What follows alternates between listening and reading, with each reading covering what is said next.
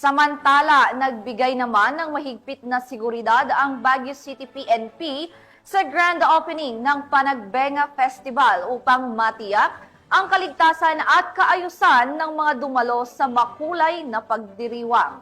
Magbabalita dyan si Patrolwoman Charlene Gumangan.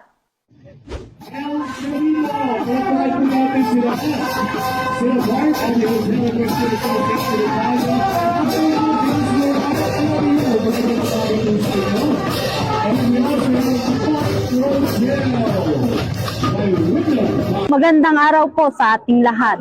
Tunghayan po natin ang makulay at masayang pagbubukas ng Panagbenga Festival dito lang sa puso ng Baguio, Session Road. Isang pagdiriwang ng kultura, kasaganaan at isang likas na ganda. Upang tiyakin ang seguridad sa Panagbenga Festival 2025, mahigit 1,900 kapulisan mula sa Police Regional Office Cordillera Administrative Region, kasamang force multipliers, student interns, volunteers at iba pang personnel mula sa mga ahensya ang pinakalat sa mga pangunahing lugar sa lungsod noong ika-1 ng Pebrero 2025. Opisyal nang binuksan ang Panagbenga Festival sa pamamagitan ng Grand Opening Parade, kung saan mas pinahigpit ang seguridad sa mga ruta ng parada upang mapanatili ang kaayusan at maiwasan ang anumang banta sa kapayapaan.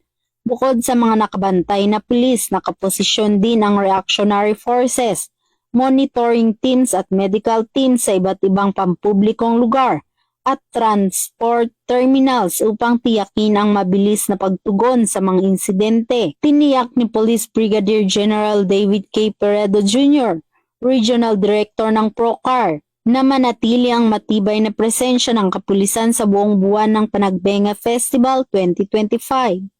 Anya ang seguridad ng publiko ang aming pangunahing prioridad. Sisiguraduhin naming maging mapayapa at maayos ang bawat araw ng selebrasyon.